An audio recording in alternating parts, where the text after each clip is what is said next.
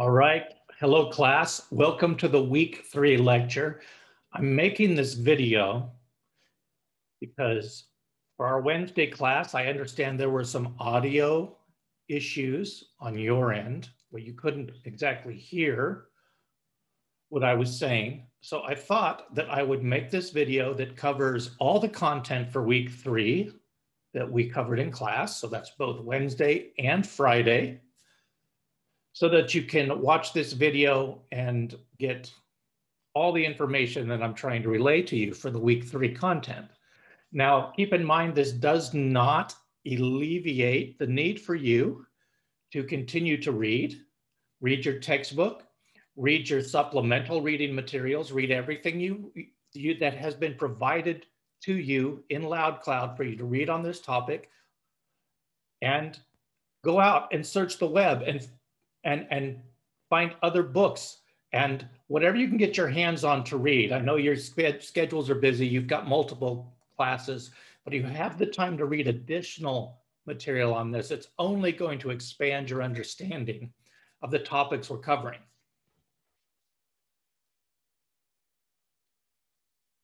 All right, so we'll start with the week 3 objectives. Your book lists a total of 9 week 3 objectives. A few are covered right here, but in total, they are: explain why firms need to study and understand their internal organization. You need to define value and discuss the importance of value. Describe the differences between tangible and intangible resources. Find capabilities and discuss their development. Describe 4 criteria used to determine if resources and capabilities are core competencies. Explain how firms analyze their value chain to determine where they can create value using their resources, capabilities, and core competencies. Define outsourcing, and discuss reasons for its use. Discuss the importance of identifying internal strengths and weaknesses. And finally, discuss the importance of avoiding core rigidities. Okay, a couple housekeeping things here. Now, CCOB's open house is on Monday, January 25th. Here is a list of the clubs that are available to you and the links to investigate them further and attend these open houses. So if you're interested, please go ahead and follow through and attend these open houses.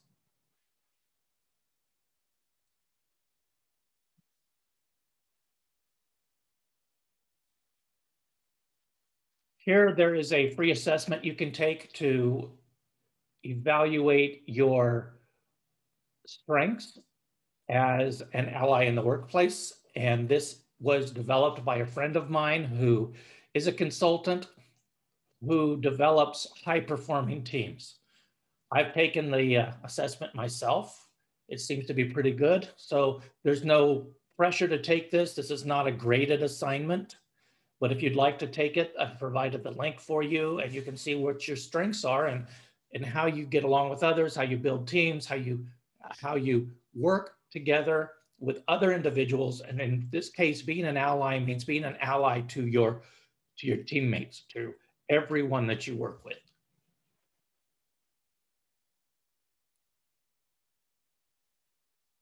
Okay, so we've discussed the objectives. Let's do a little review. We've spent the past 2 weeks looking at the external environment that we need to analyze. So that's the general environment that we looked at, as well as the competitor. In week 1, we looked at some concepts of strategic management from a high level. We considered your need to consider the complex concepts and different ideas and strategic analysis, because not only in this class, but in life, it's important to be able to consider different ideas maybe you wouldn't normally consider, but to look at them and see if they have any value. If so, what is the value, and how can we pull from different ideas to come with the best strategy, the best ideas, and the best plan? We looked at the competitive landscape. We looked at two models of above average returns, and we didn't really discuss these in class, but they are in your books, so they're important. First is the IO model of above average returns, or the industry organization model. And this model specifies that the industry or segment of an industry in which a company chooses to compete has a more substantial influence on performance than the choices managers make inside their organization. With this model, the firm's performance is believed to be determined primarily by a range of industry properties, including economies of scale, barriers to market entry, diversification, product differentiation, the degree of concentration of firms in the industry, and market frictions.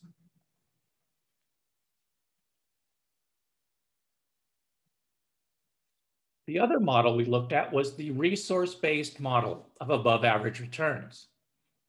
The resource-based model of above average returns assumes that each organization is a collection of unique resources and capabilities.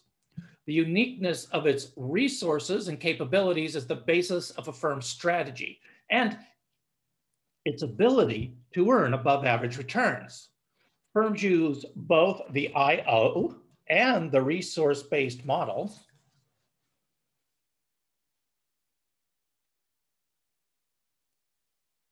And the reason for this is that the research shows that both industry and environment and a firm's internal assets affect their performance over time. We discussed vision and mission. We discussed stakeholders and strategic leadership from a high-level view.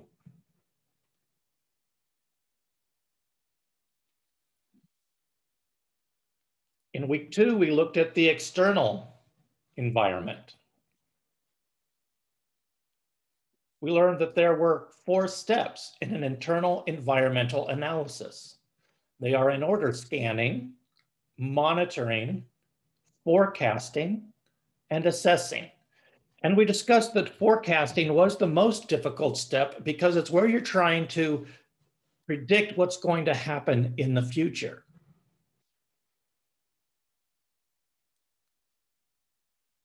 We looked at 6 segments of the general environment.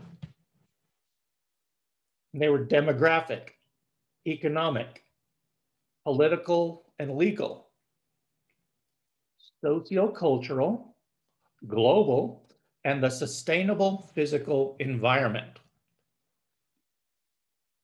We then took a look at Porter's 5 forces. And the 5 forces are threat of new entrants, bargaining power of suppliers, bargaining power of buyers, the threat of substitute products, and rivalry between the competing firms.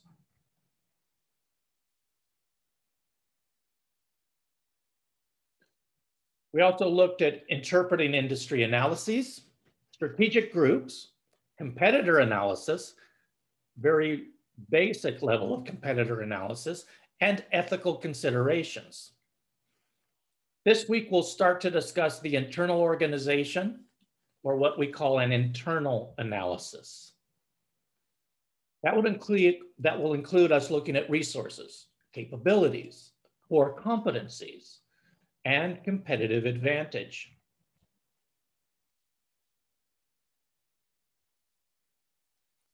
All right, let's get started at analyzing the internal organization. So if we're going to look at internal analysis, if that's our objective, a question we might start off with, and we should always start off with asking ourselves questions as we're getting into a new topic or a new project. And the first question we might ask here today is, what is internal analysis? That would be a good place to start.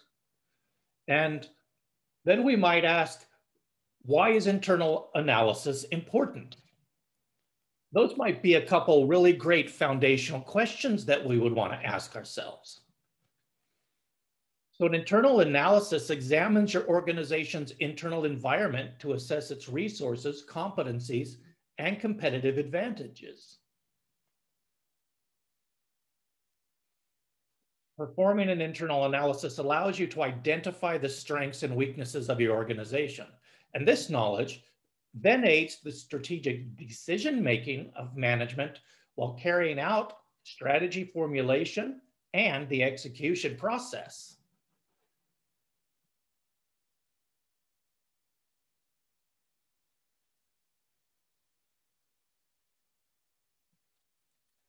So it's important that we analyze our internal organization.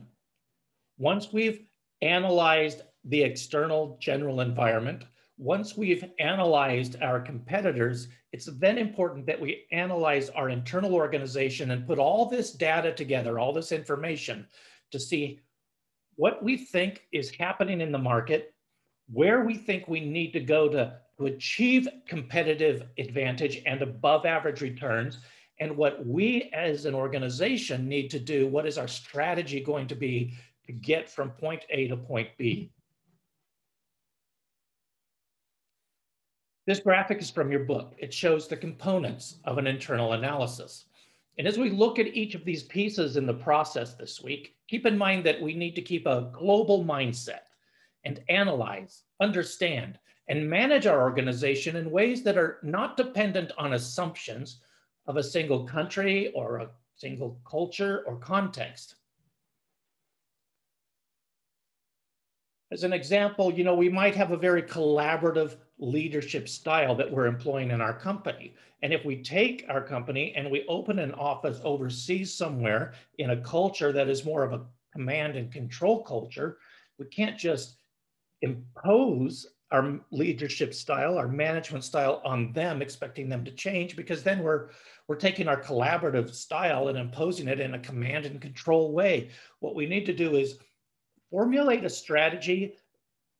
If we're looking at an organization on a global basis, that will work globally. And we might need to tweak the strategy for different markets. But when we're looking at the analysis for this class, keep in mind that you don't want to limit it to a certain one country or one context or one culture, but you want to formulate an achievable, well thought out strategy in a global context.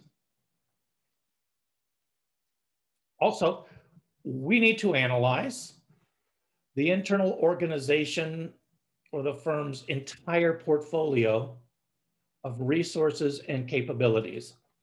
So don't get stuck on one capability in your analysis. You might find one that you think is really great, really cool. That's a great strategy for this company, and you might have a tendency to spend most of your time looking at that. We need to look at that thoroughly, but we also need to consider the big picture in our strategic planning, every capability, every resource. Remember our example in week 1 or week 2 of the Borders books and how they failed to accurately predict where the market was going, especially with their e-reader strategy, which they thought was a phase. They failed to see the big picture. And because of that and other reasons, Borders is no longer a business. It's no longer in business. So make sure you're keeping a good global perspective on your analysis.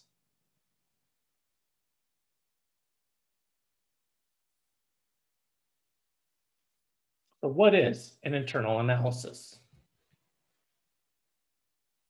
Why is internal analysis important? The internal analysis examines your organization's internal environment to assess its resources, competencies, and competitive advantages. What we want to do in our internal analysis is find ways to create value. And the first question we might ask here is, what do we mean by creating value? Who are we creating value first for? And the first thought that comes into your head may be, well, we need to create value for our organization.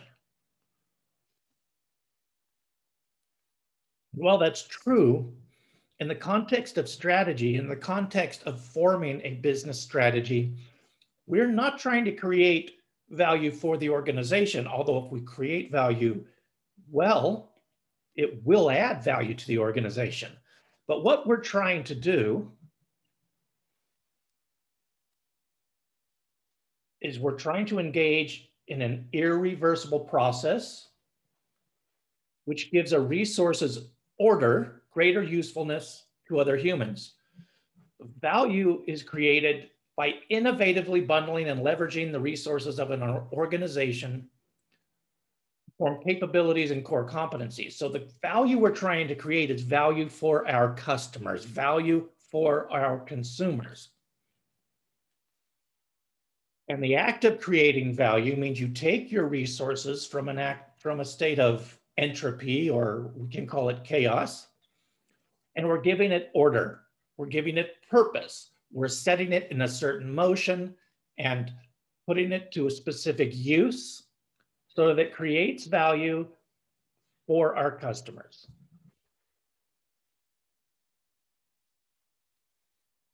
Creating value is actually foundational for all businesses. Businesses with a competitive advantage create more value for their customers than their competitors.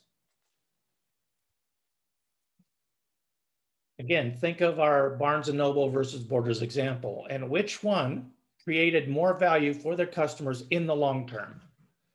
And we would have to say the one that's still around. Creating value is a source of above average returns for an organization.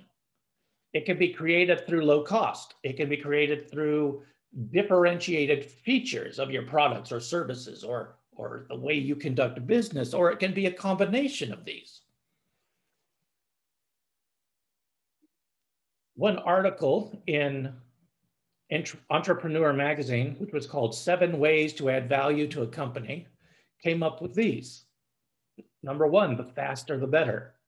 If you can provide value at faster speeds, recognizing that people are important and that people in our society today want things as fast as they can get it, if you can get your product to them faster, it creates value for the customer.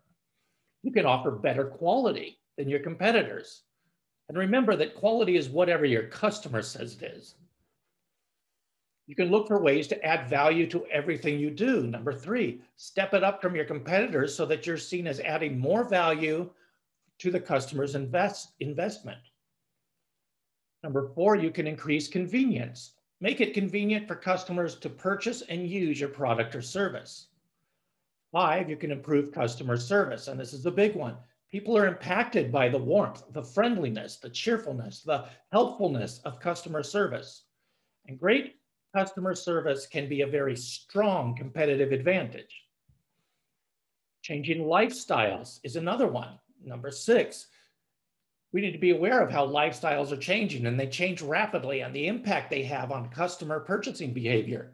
Each generation can have a different lifestyle, but even more impactful than that is people's lifestyles change over time, over the span of their lives. Things that are important to us when we're in our early 20s may not be as important to us when we're in our early to mid 30s. And when you get into your 40s, your lifestyle is going to change. So it happens across time. All right, the challenge of analyzing the internal organization. An internal analysis is an exploration of your organization's competency, cost position, and competitive viability in the marketplace. You have to look at your organization honestly.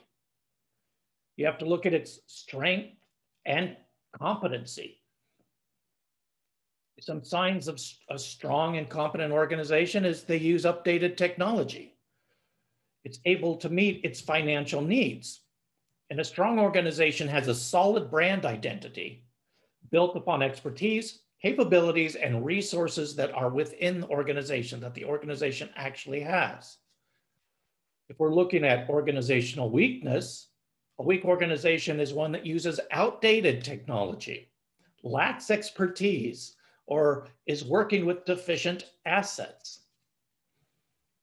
A good organizational analysis should identify these weaknesses, so that the strategic plan can be revised.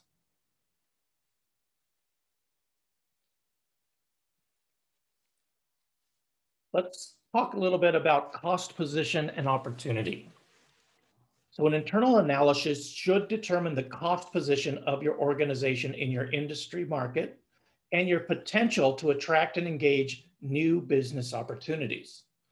Cost position involves your organization's ability to acquire and manage new resources and to deliver value to your customers.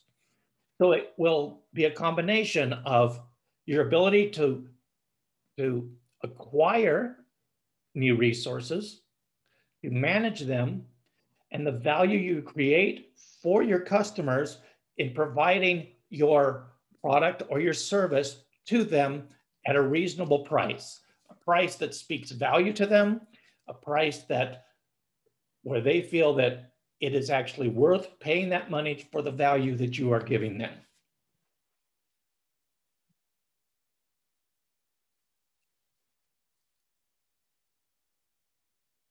Now there is a topic concept called looming threats. So striving to position an organization at the top of the industry is a continual process. And it's important to remain aware of changes in your market, changes in the economy, technology, rival companies that can threaten your organization's viability. Think about competitive viability. Internal analysis can help you determine how competitive you are in your industry. A competitive business has high intellect human capital, which means you have contributors in your organization that are continually contributing their best ideas to the operation. The best and brightest employees contribute their expertise and innovations to the daily operations. And a really great organization is one where the maximum number of employees are contributing to the operations, the innovations.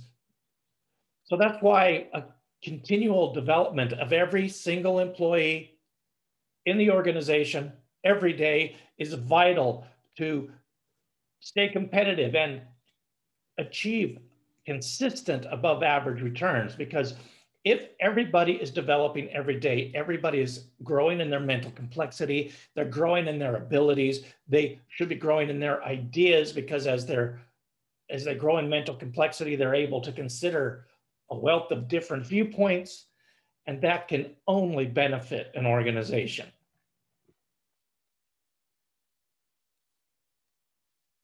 So let's take a little time out and think about how all this applies to our Christian worldview. Why is it important to analyze the internal organization? There's certainly ethical issues that align with that Christian worldview. 1 Peter 4:10 says, just as each one of you received a special gift, employ it in serving one another, as is appropriate for good stewards of God's multifaceted grace. So you can think of your work in a business environment, in your organization, whether your organization is for-profit or nonprofit, that you are using the gifts that God has given you to serve people through that business. And in 1 Corinthians 9:17, it says, for if I do this work of my own free will, then I have a reward. But if it is not of my will, but God's choosing, I have been entrusted with a sacred stewardship. So maybe your work, your career is a calling. Maybe it's what God has given you to do. And if you are doing what God has called you to do, regardless of how high up in the company you might progress, regardless of what your salary might be and grow into over the years, your reward will come from God, because you have been entrusted with sacred work to provide value for other people. And that's what businesses do. They provide value, they make people's lives better if they're run well.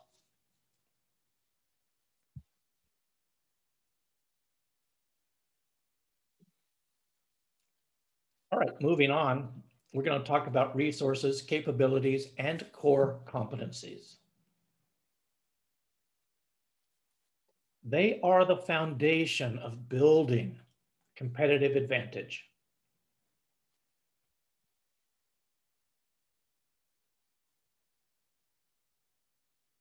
Resources are bundled to create organizational capabilities, and capabilities are the source of a firm's core competencies, which are the basis of establishing competitive advantage. Now, resources are broad in scope. They can cover a spectrum of individual, social, and organizational phenomena.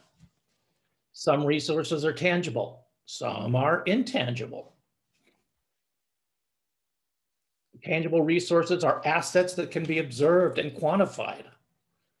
Intangible resources are assets that are rooted deeply in the firm's history. They accumulate over time and are relatively difficult for competitors to imitate. And for each analysis, tangible and intangible are grouped into categories.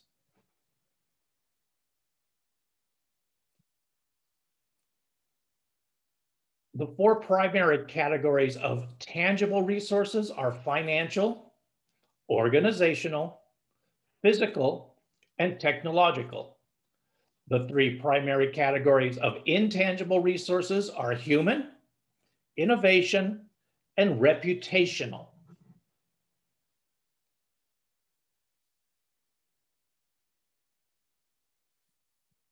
Tangible resources. So can you think of some tangible resources? They're physical items, including cash, inventory, machinery, land, buildings. These can be easily liquidated and have a set value. They're critical in accounting, and they help a company understand its financial standing when entered on balance sheets and financial statements.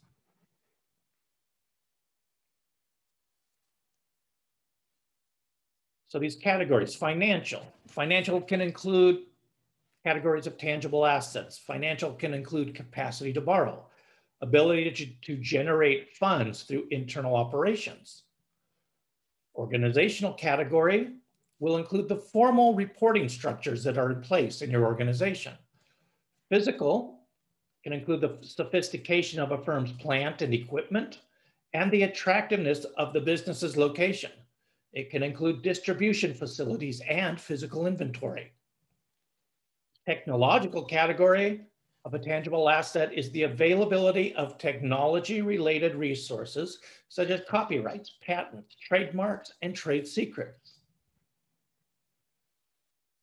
Intangible resources are a superior source of capabilities and competencies. So they give you better competitive advantage, your intangible resources, than your tangible resources. While both are important, and you certainly can't conduct your business without many of your tangible resources, the intangible resources are much more difficult for your competitors to copy.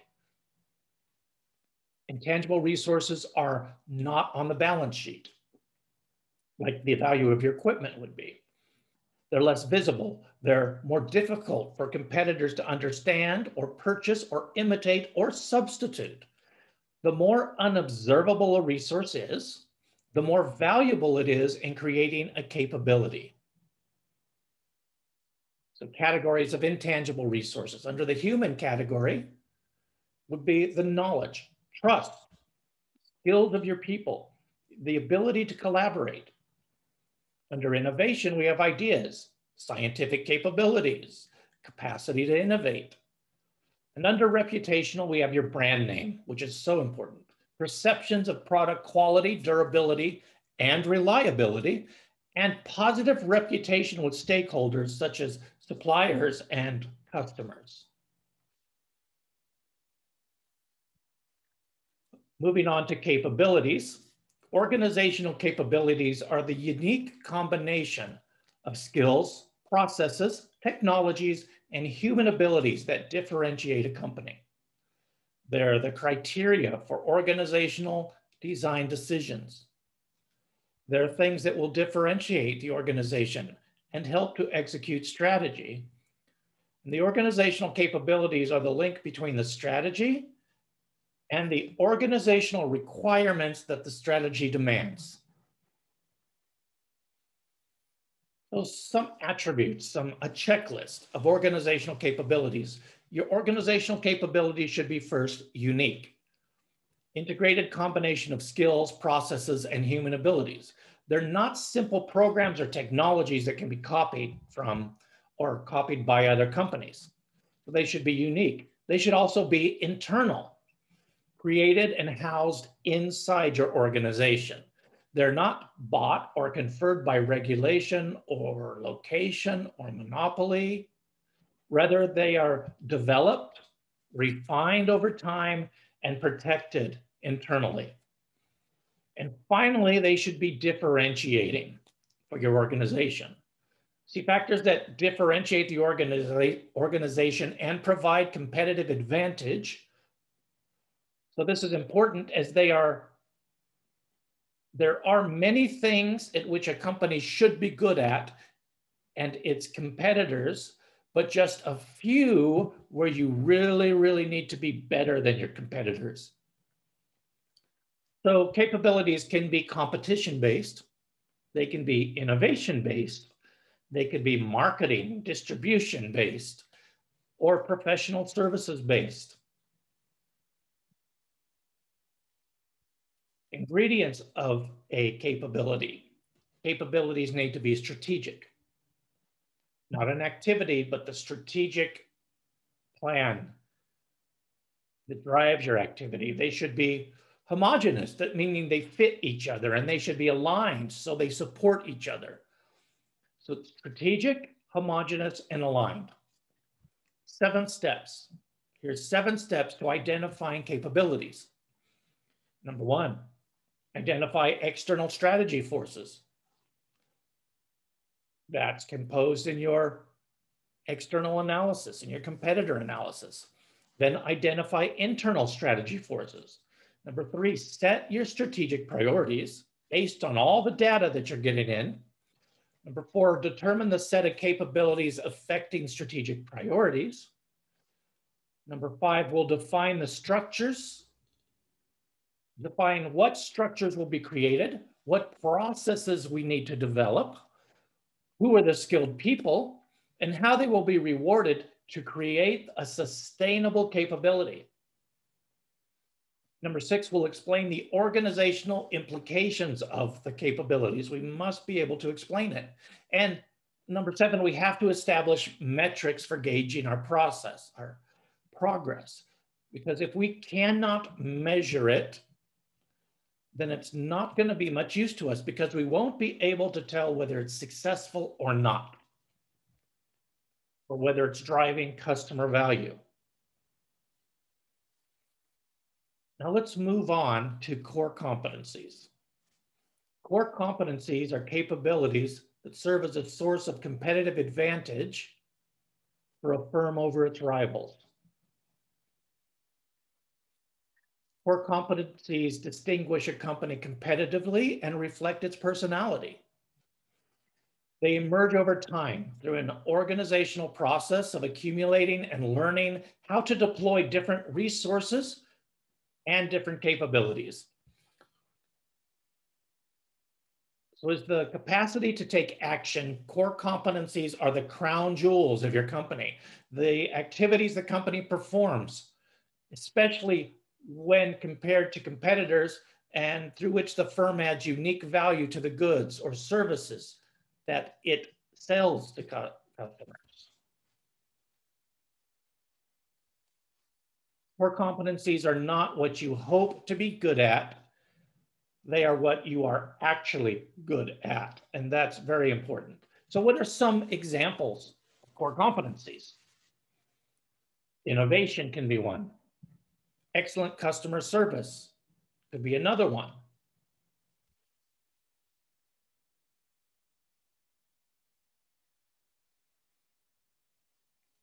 Now, there are 2 tools that we will use to help us build core competencies.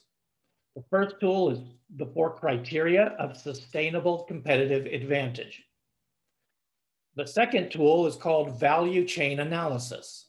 We'll take each one of these one at a time.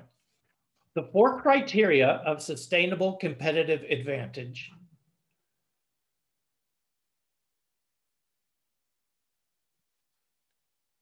When capabilities are valuable, rare, costly to imitate, and non-substitutable,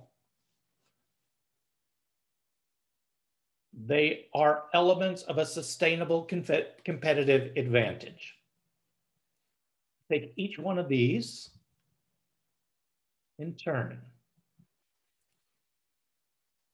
So valuable, a capability is valuable when it allows a firm to exploit opportunities or neutralize threats in its external environment. By exploiting opportunities or neutralizing threats, the firm creates customer value. And this can be difficult for startups that don't have the resources that larger firms, more well-established firms may have. So valuable. They also need to be rare. They need to be capabilities that few, if any, competitors possess.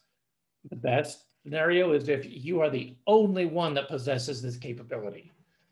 We should ask how many rival firms possess these valuable capabilities.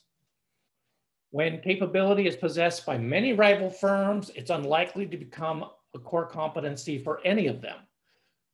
Valuable but common, or in other words, not rare, are sources of competitive parity, but not of a core competency. Then they should also be costly to imitate.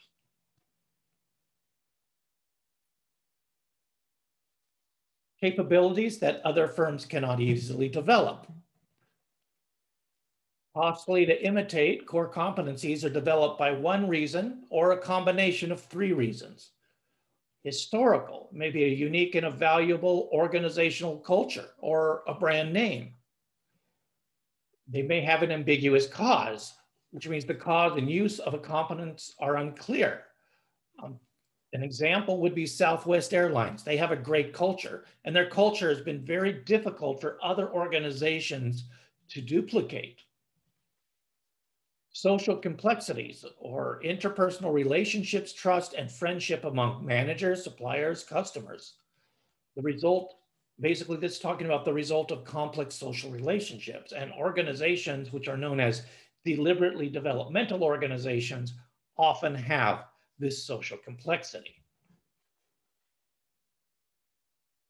And this brings us to, they should be non-substitutable.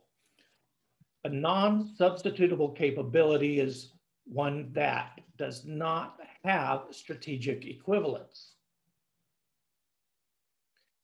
There should be no strategic equivalent valuable resource that are themselves either not rare or imitatable. So the strategic value of capabilities increases as they become more difficult to substitute. Tangible assets to intangible resources are going to be, intangible capabilities are going to be the most difficult to substitute. Firm-specific knowledge and trust-based working relationships between managers and non-managers are great examples of this type of non-substitutable quality.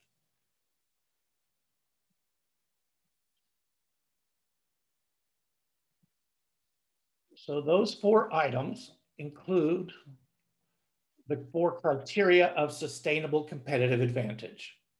Remember them: valuable, rare, costly to imitate, and non-substitutable. Next, we'll take a look at value chain analysis. The value chain analysis, which is also known as VCA, is a process where a firm identifies its primary and support activities that add value to its final product, and then analyze these activities to reduce costs or increase differentiation. Value chain analysis allows an organization to understand the parts of its operation that create value and the parts that do not create value. So we could ask, why is it important?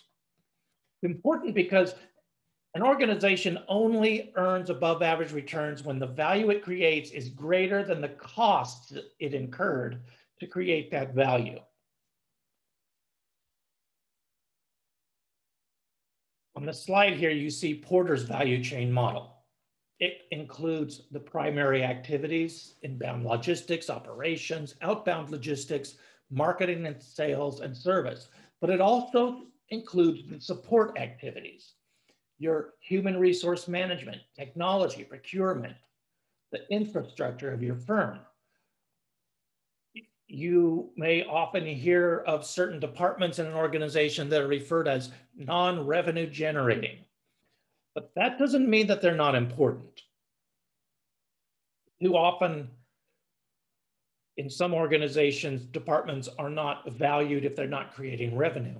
But the truth is, without many of these supporting departments and supporting activities, the product or service you're trying to get out would not get out, at least not as effectively.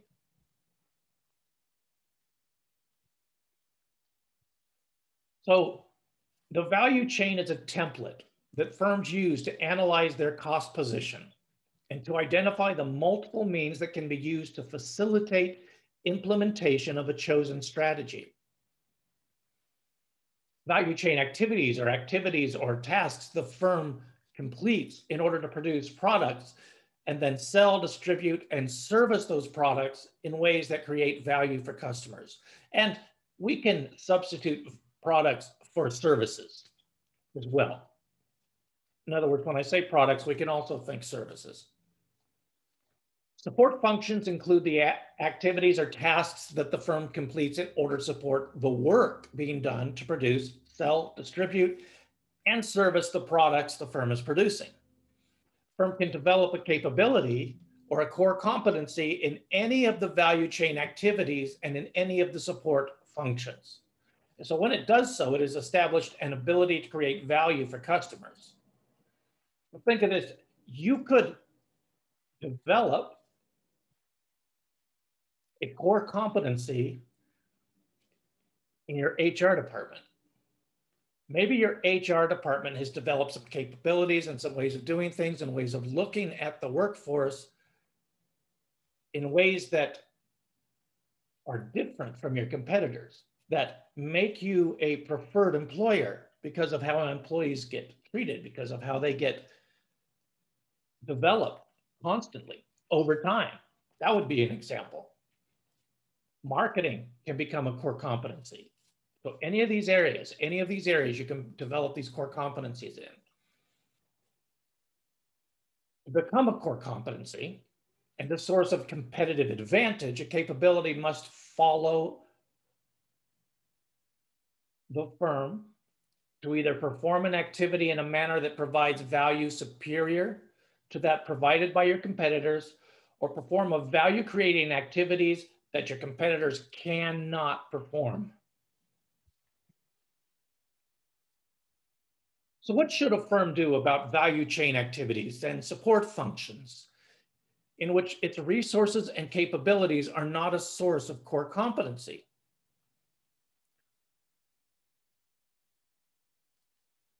One solution to consider is outsourcing. And we'll talk about that in a moment. For now, let's do an exercise. Think for a minute. What are the core competencies of Amazon?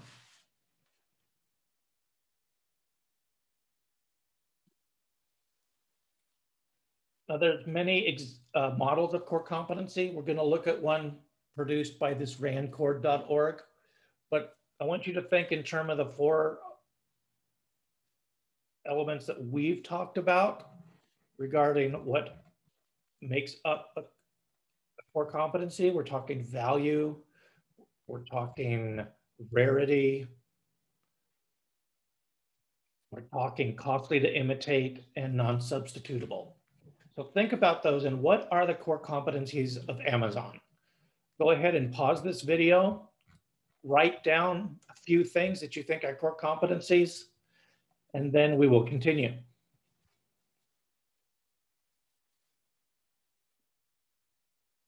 Okay, so at this point, you should have paused the video. You should have written down some core competencies of Amazon, and let's look at what this organization has put. So your core competencies are going to have the ones with the most check marks in their 4 categories. High global brand equity. How many of you got that? High market capitalization. How about the international network of affiliates and their AI capabilities? They obviously have other things that add value to their customers, but those 4 are their really strong core competencies according to the analysis done by this organization. Let's do the same for Apple. What are the core competencies of Apple? Pause this video, write down 3 core competencies of Apple, and then resume play.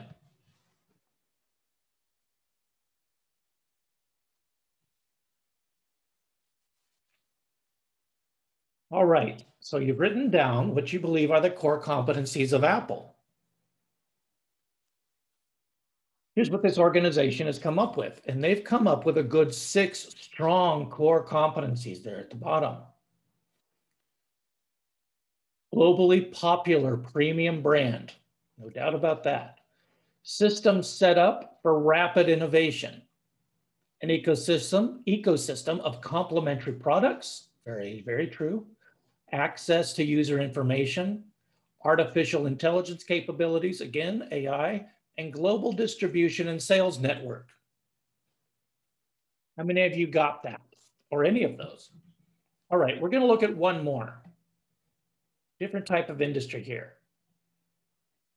What are the core competencies of Toyota? Again, pause the video. Write down 3 things that you think are core competencies of Toyota, and then resume the play.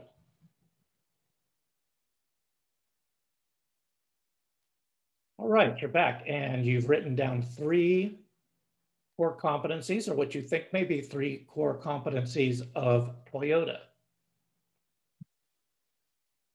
So this organization identified 4 in their analysis.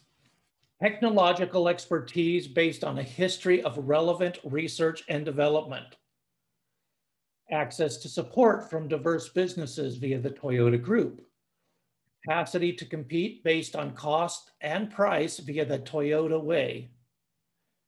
And high brand popularity. Again, the high brand popularity. So here are 3 examples of publicly traded companies. Here are some examples of one industry's analysis of these and what their core competencies are. So those give you some good ideas of what core competencies can be developed over time in an organization. Keep in mind, none of these developed overnight. All of these companies have been around for a little while, and it's taken them years to get these core competencies just right. All right, now let's move on to outsourcing. What is outsourcing? We all have a definition. The purchase of a value-creating activity or a support function activity from an external supplier. So outsourcing is saying maybe you outsource your payroll. Maybe that's not a strength or a core competency in your organization. So you hire an outside company to process your payroll for you. Actually, a very popular outsourcing activity.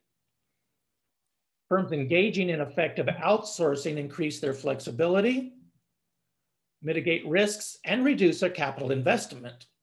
And in some industries, virtually all forms seek the value that can be captured through effective outsourcing. Careful analysis is required before a firm decides to outsource. You've got to look at it very carefully and make sure that the outsourcing is not going to cost you more than it would if you did it in-house. And if it does cost you more financially, is there another return that makes it worth outsourcing that service? If outsourcing is to be used, firms must recognize that only activities where they cannot create value or where they are at a substantial disadvantage compared to competitors should be outsourced. And any activity, keep in mind that any activity in the value chain can be outsourced.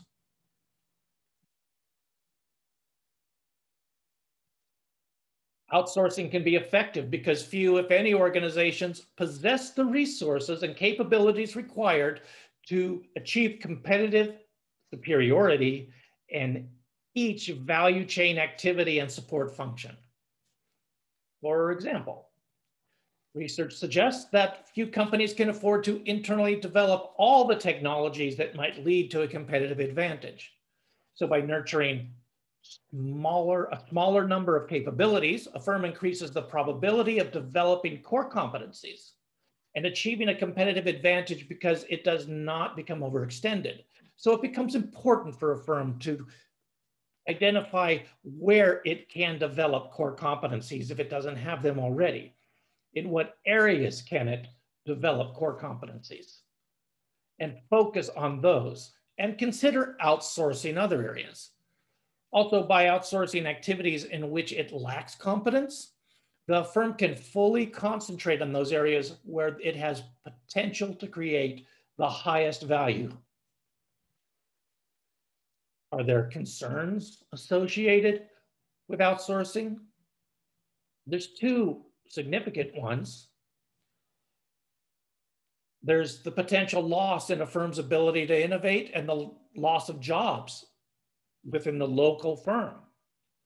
So in evaluating the possibility of outsourcing, firms should anticipate possible effects on their ability to innovate in the future, as well as the impact of losing some of their human capital. On the other hand, firms are sometimes able to enhance their own innovation capabilities by studying how companies to which they've outsourced complete those activities.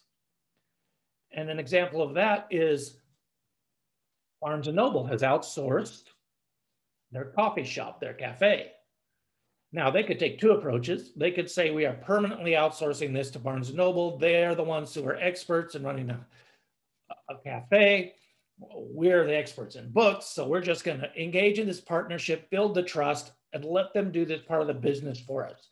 Or they could say, we're going to let you come in for 2 years, let's say, and we're going to watch you, and we're going to work with you, and we're going to learn from you. And then at the end of that 2 years, we're going to take it over and do it ourselves. Those are two different approaches that can be taken. And because a firm likely knows less about a foreign company that it chooses to outsource to, concerns about potential negative outsourcing effects in these cases can be particularly acute. They will require careful study and careful analysis as a result. And that study and analysis will have to be ongoing throughout the relationship. Deciding to outsource to a foreign supplier is commonly called offshoring.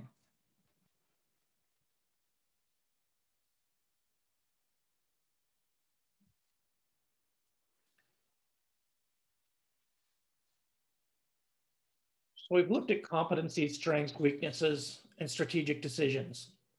By analyzing the internal organization, firms identify the strengths and weaknesses as reflected by their resources, capabilities, and core competencies. If a firm has weak capabilities or does not have core competencies in areas required to achieve a competitive advantage, it must acquire those resources and build the needed capabilities and competencies. So that concludes our discussion for week 3. There are 2 more slides here, which have the verses that we discussed about halfway through this presentation.